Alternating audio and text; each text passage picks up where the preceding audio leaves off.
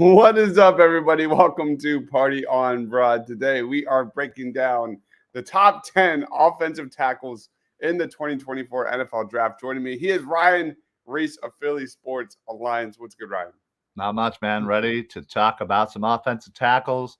Always love talking about the big boys, especially for the Eagles. As we all know, we're going to be needing a right tackle here in the near future when Lane Johnson decides to hang it up. So I'm always looking out for these guys because one of these could be our potential new starter for hopefully years to come. Absolutely, man. We're talking about a group of 10 guys that all could go from day one to day two. Very deep class.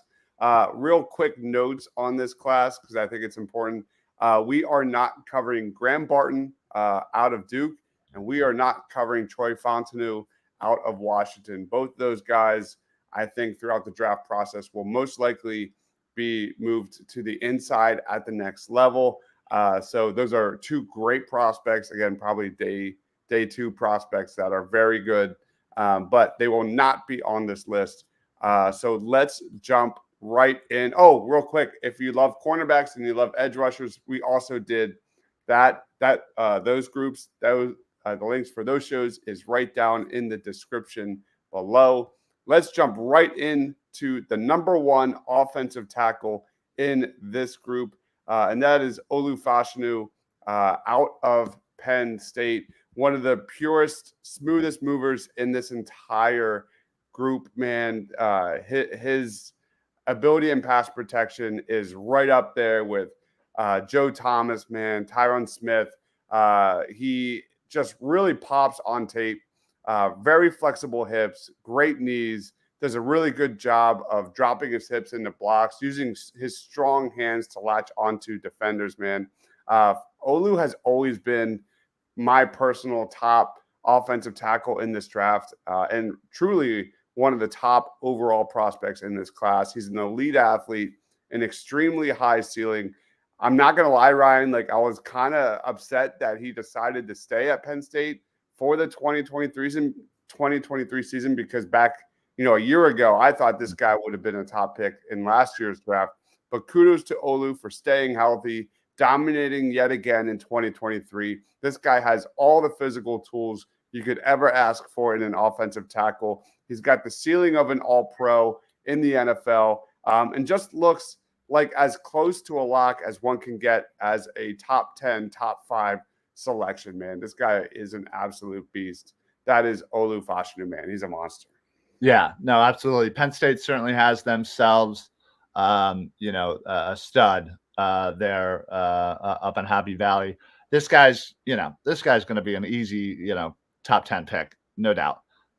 He's going to be coming out as the top guy most likely, and I mean, he just looks more, just more than anything. He looks the part. He plays the part. He's a big guy, and he's going to be a cornerstone for an NFL franchise coming up in this upcoming draft. Yeah, he's going to go really high, and he's going to crush the draft process, the interviews, the measurements, all throughout the roof. Let's jump to number 2, and that is Joe Alt out of Notre Dame, man. What do we need to know about Joe Alt? Joe Alt is a massive human being. He's a big guy, 6'8", 315. I mean, this guy, is one of those where Fashiono and Alt 1A, 1B kind of thing, where, I think there's going to be a lot of debate going into this of who's going to be the official number one tackle coming into this draft. He is just your prototypical tackle. He absolutely has the size, has the frame, and really just exhibits, such great athleticism as he used to be a tight end. So he really does have that a very good explosive first step, and really is able to kind of mirror those edge rushers with ease. He has an impressive wingspan, and just like I said, that quickness, man. So he is, one of those very athletic, big tackles that you just really don't see that combination. So, and yeah, he's also really great in the run game. He's a good mauler. He just really just loves contact. So yeah, he's one of those guys again. I think just like Fashanu, that you're kind of going to debate when it's going to come down to it. It's going to be a fun debate, honestly, because I've seen 1,000,001 reviews, and then one has some have like you're just not gonna know until we're gonna come right up to the draft to who's going to be that first tackle off the board, and I think Ald has a really good chance of doing that as well. I agree. I absolutely agree. Connor chimes in, says OT first round, corner and linebacker in the second round. So the Eagles have 2 picks in the second round. They have the Saints pick. I'm right there with you, Connor. I think you could probably flip corner and OT, but I love the top 3 there in a big way. We're gonna get into that would be a great haul if we could get one of these gentlemen, and certainly a corner to add to the list, and maybe Trotter Jr. as the linebacker. Never gonna happen. Putting it out. Yeah. Again, something miraculous would happen or maybe not for his sake, where there's some sort of red flag that pops up like no one's I don't know. Stranger things have happened. We got Jalen Carter in a very strange way. And listen, let's bring Trot home, baby. Let's go, Howie. All right, let's jump into number 3 on our big board. This guy is an absolute mauler of an offensive tackle. Talis Fuga, out of Oregon State, man. This guy's dominance in the run game just catches your eye. He just displaces opponents, finishes them from the play, man. He's also well-versed in pass protection, great hands, has all the makings of a truly well-balanced prospect. I think his strength and quickness for his size is probably what pushes him into the top 15 of this draft. He gets out of his stance fast. He does a really good job keeping his feet underneath him. Again, strong hands. Some negatives, like we've seen a little increase in penalties for Fuga in 2023. So that's a little bit concerning. But he still has never given up a single sack in his college career. Fuga has that ability to be like the next Trent Williams. But I think it might be better for him to be on the right side of the offensive line moving forward. That'll be definitely up for debate. He's not an elite athlete like some of the other guys at the top of the list, but his ability to get to the second level and maul a hole opening is practically identical, man. This is a road grader in the run game, really strong in the passing game, just straight up Pro Bowl starter ability and ceiling, thanks to his frame, punch, and heavy anchor, man. I don't see any world where Fuga falls outside of the top 15, top 20 picks in the 2024 draft, man. This guy's a stud. Yeah, no, he is. You said it, man. Absolute, run block, just mauler. I mean, he's going to make, a Wendell Smallwood look like Barry Sanders. That, he has that ability to absolutely open up, 6-lane highways there in the offensive line. That's how great he is. So, yeah, I would recommend anybody who wants to do a little more, just watch some highlights on him, man. And he's nasty. Impressive, man. Yeah, he's just impressive. Yeah. All right, let's roll to number 4. We are going to Alabama, and keep an eye on this guy if you are Eagles fans, because we know Eagles fans love to pick these guys from Bama. It is J.C. Latham. Go ahead, Ryan. Yeah, Latham is an absolute stud in my eyes. As you said, 5-star recruit coming out, and honestly, just an absolute stud when it comes to pass protection. He really is that kind of, what the NFL is kind of going, or the prototypical size. He's 6'6", 350, 360 actually, from what I'm reading. But yeah, arm length, strength, and absolute just domination at the line of scrimmage. He has that excellent quickness off that first set. And like I said, when it comes to protecting the quarterback, he just there's no getting by him.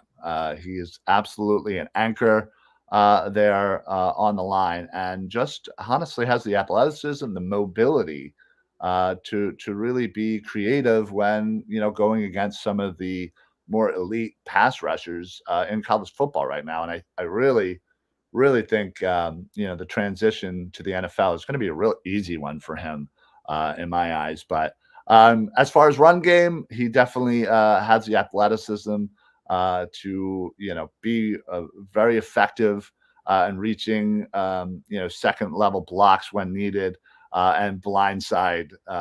He really seals that edge. So really efficient and fluid with that.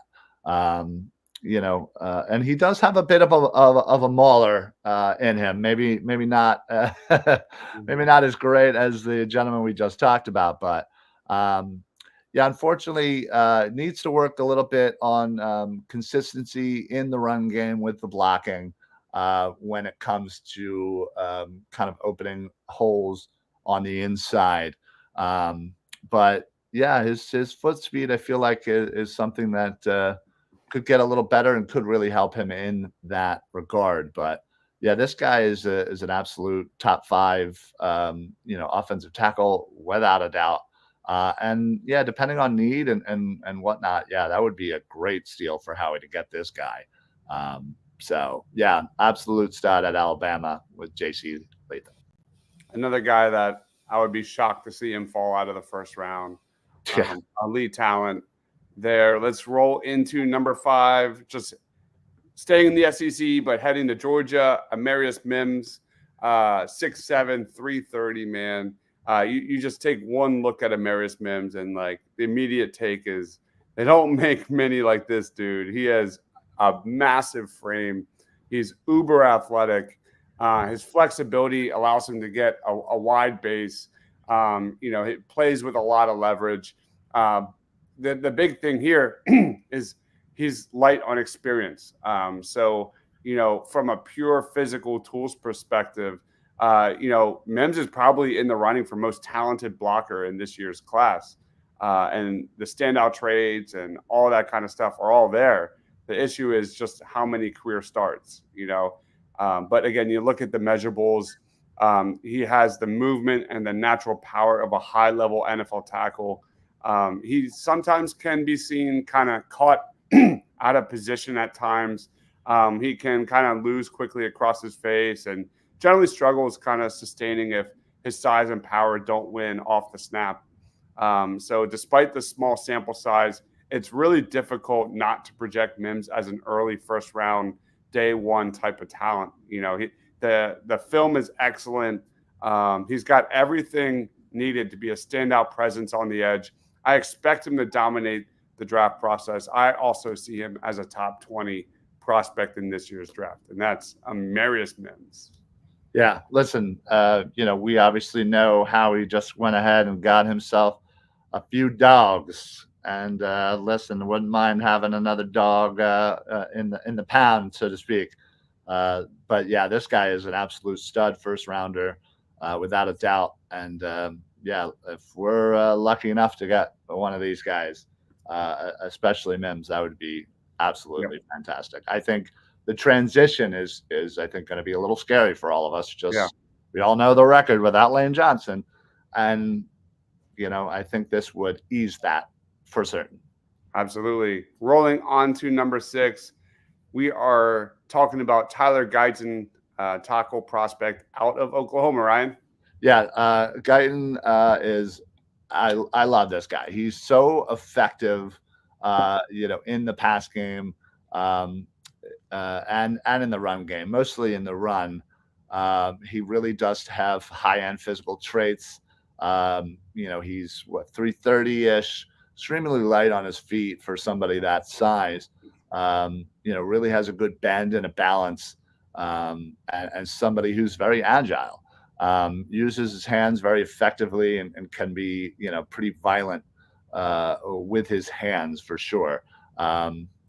something that I think is one thing he's going to need to work on is a little bit more of finesse in the pass protection. Run game, it seems to be very athletic and good enough to kind of create these holes and maybe seal the edges and get to the second level when called upon. But yeah, I'd say it's more of a technique thing, overall for Guyton. But man, he's just fluid and smooth. I think is when you look at him on tape and just kind of seeing what he can be, as he progresses. There's a lot of rawness, and I think any chance you can get him, somebody like him in Stoutland U. I think he would love to mold this guy into the next great thing. And what a story that would be, bringing him in. Oklahoma, you have Lane Johnson, Oklahoma. That'd be a nice little story of kind of just keeping that Oklahoma Sooner train going there on the tackle spot. Man, talk about passing the torch too. Yeah. All right, that's a little bit on Tyler Guyton. Rolling on to, if you've seen any of our draft shows, I've been mocking this guy to the Eagles in the second round many different times. But he is Kingsley Suame, a 5-star recruit out of high school, big time prospect. And if you could even track back to last year's draft to another BYU offensive tackle in Blake Freeland, who was drafted by the Colts in the 4th round, who I love. This guy's even better. He's a better prospect, in my opinion. Maybe not so that ridiculous level athleticism of a Blake Freeland who just crushed the combine. But Kingsley Suame, man, this is a first off the bus caliber prospect who looks every part of the Mauler role he fills up front. Very quick feet underneath, really good instincts as a blocker, very good hands, very good power, agile in space, violent once he gets his hands on you. He's got great length to initiate first contact and shows really good knee bend, has zero difficulties getting into that second level. This guy's a little inexperienced, and he needs to prove he can block top prospects. And I think throughout the draft process, we're going to learn more about that.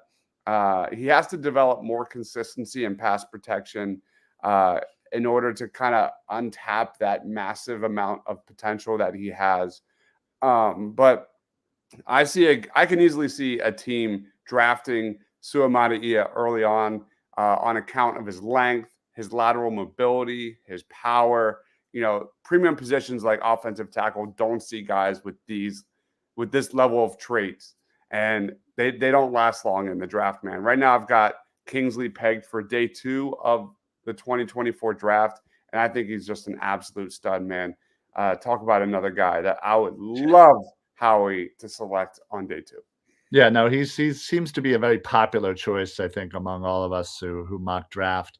He's definitely a guy that most likely day 2, but man, I could easily see him sneaking into the back end. And hey, just so happens we might know a team that has a pick in the back end of the first. So just saying, keep your eye on Kingsley for sure. And yeah, like you said, had big shoes to fill.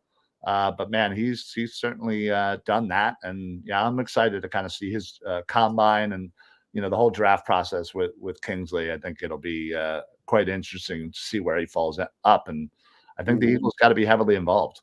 Yep. And like you said, and on previous prospects, like giving Stoutland this level of raw, pure physical trait type of guy, that's really exciting. It's almost not fair, honestly. I mean, his track record is unbelievable of what he's been able to mold. And I mean, look at our line. I mean, it shows. Yep. Rolling on to number 8, we are talking about Arizona's Jordan Morgan, Ryan. Yeah, Jordan Morgan wasn't necessarily a big recruit. I think he was a 3-star recruit coming out, and really didn't see significant time on the field until he was junior. And to be perfectly honest, didn't have the greatest of junior seasons. So when talking about him, it seemed to be somebody that again wasn't really in the mix, but yeah, he certainly has stepped up his game over the last season and a half, I'd say. Has really upped his awareness. I think is when you see he seems to know exactly what's going on when faced, with blitzes, stunts, and really does work well with his line mates as well. As far as combo blocks and the like. But yeah, he definitely has. Great strength and power that he's able to kind of overwhelm the rushers at the point of attack, and is able to kind of use that power and strength very consistently and really patiently, honestly, when it comes to his pass protection. So, run game, he seems to really just kind of have a mean streak, honestly. Little scary, to be perfectly honest. I wouldn't want to go up against him and trying to stop any runner running behind him. But yeah, he really does a great job generating push at the initial point of attack. As far as things he needs to work on, um, you know, tends to kind of bend a little bit more at the waist, which kind of a bad habit as far as dropping his head. Struggles a little bit to maintain those blocks, especially with bigger linemen. So again, I think it's as he grows and gets bigger as well and stronger. I think all that will kind of play out, but. Yeah, he really does have a great potential when it comes to being a great run blocker as well. Yeah, I just again, I like his kind of attitude, and he seems to, like I said, have a bit of a mean streak when it comes to the run game, and that's you always need a little bit of anger and mean streak in you to kind of help play that position. So Yeah, I like that guy a lot. I think his floor is really high. I could easily see him being a plug and play guy, even on the inside, yeah, potentially. Jordan Morgan's a really good prospect. Um, let's roll on to number 9, and it is Patrick Paul out of Houston. You look at this dude. It doesn't take a deep dive into Patrick Paul to see that he's got prototypical length for the offensive tackle position. And then when you combine that with like his legit athleticism, that's where you get really excited. That there's a lot of room for growth with this guy. You have to think, I mean, we already talked about the length. The dude is longer than the Wait for the Winds of Winter to be released by George R. Martin. Like he is just a physical freak. He's going to blow up the combine, blow up the pre-draft process. And we could be sitting here in like a couple of months and be looking at this guy as one of the top offensive tackle prospects. Um, he's got elite physical attributes, and that's a bit of a double-edged sword. He's got a massive frame, but sometimes he struggles with pad level consistency. He has good strength and length to win at the NFL level, but sometimes I think he's got a ways to go when it comes to learning and technique. Very raw. I think this is a developmental offensive tackle who I think a lot of NFL teams will covet as a long-term project. But I still see this guy getting selected on day 2. Very good prospect, and that is Patrick Paul. yeah, no, he definitely is one of those day 2 guys, but man, I think a lot of the theme here is and when you look at this top 10 and it extends past the top 10, to be perfectly honest, there's a lot of great prospects that have raw ability that I think, when getting to the next level, can turn into be, solid, bookends for the next, 5-10 years foreseeable. So yeah, I think Paul is definitely one of those guys that has that potential to really get molded into, he's not going to be one of those, stud top 10 picks, but definitely somebody that could definitely be a starter in this league for a long time. Absolutely. And to round out our top 10, Ryan, we are headed to Yale, man. Yeah. And yeah, it's great. And the guy we're talking about is Kieran Amaji. A really fun prospect. Go for it. Yeah, I've been practicing Amagaji just to make sure I get his name right. But this guy coming out of Yale really does have a lot of skill. Was only a two-star recruit, hence probably why he went to Yale. Probably because he's pretty darn smart, I would assume. But yeah, once he really kind of started as a freshman. I think he's only given up one sack in his career, and that was as a freshman when he played a little left guard. But as a sophomore and junior, he's been playing left tackle and has not given up one sack. So seems to really been kind of fit into that role. But somebody that could definitely be versatile and has the experience playing inside a little bit. He's just really athletic. Somebody that is, a great asset in the run game, really does win that point of attack at the run game.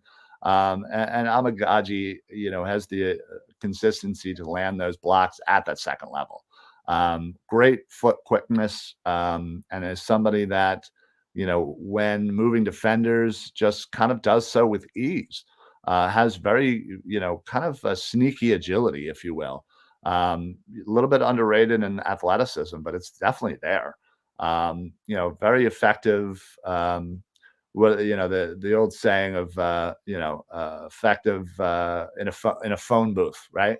Yeah, I forgot the phrase, but yeah, it's like somebody who could really win, and kind of grapple in that phone booth as offensive tackles do. Great upper body strength, strong hands, and somebody that just kind of is, obviously he's a Yale guy, so he's smart. He's very aware of his surroundings, aware of where he needs to be, aware of what the defense is doing, and he takes that and he's great when it comes to playing those angles, especially in that second level. But yeah, obviously, somebody that goes to Yale, you don't really think of the football team. So, he's certainly got a hill to climb in that aspect. As far as weaknesses, he seems to, for somebody who's relatively agile, he does seem to have kind of what they call heavy feet, and sometimes can get beat by quicker edge rushers. So he really does kind of need to kind of get working on that quicker first step, and sometimes can kind of look a little stiff out there. And as he's learning, he kind of seems to be running through the steps in his head rather than just being fluid and just kind of natural out there. He seems to kind of be processing and mechanical. But yeah, I think again, somebody that has some really raw ability, and somebody that can kind of, he's obviously a smart fella who can kind of be coached and taught. So yeah, I think this guy is probably going to be back end of day 2, maybe push to day 3, depending on, team needs and whatnot. But man, somebody, with the right coaching, can absolutely going to get themselves, a kid who's just going to come in and work his butt off, honestly. So yeah, I'm kind of excited to kind of see. I love the smaller schools, if you will. I know Yale's not necessarily a small school, but when it comes to football, they are. But smaller school prospects and kind of see how the NFL sees them, because sometimes it's like it doesn't matter where they go, and as long as the skill's there. But then other times it kind of seems like they punish them a little bit. So I would kind of bet, if I had to bet, I'd say he's probably early third round kind of guy. But certainly the skill set, and again, if he dominates in the combine, easily could jump into day 2 and be in that mix for sure. Absolutely. So that is our top 10 offensive tackles in the draft, man. Final thoughts on this class? Plugs? Yeah, I love talking about the big guys here. There's probably about 4 or 5 other guys I was when we were talking about this and debating who to put in the top 10 that that I could have easily wanted to talk about. So yeah, I'm really excited to see kind of this process over the next couple of months now that we're in December. The draft is it's only 5 months away, so we're gonna really have some fun when it comes down to seeing where these prospects flow and go with all of the pro days and the senior bowls and the combines and whatnot. And man, it's a talented class. Honestly, I could easily see all 10 of these guys easily going in the first 2 rounds. So yeah, we'll see exactly where they fit, fall. But as far as plugs, you can follow me right here on the Twitter or X.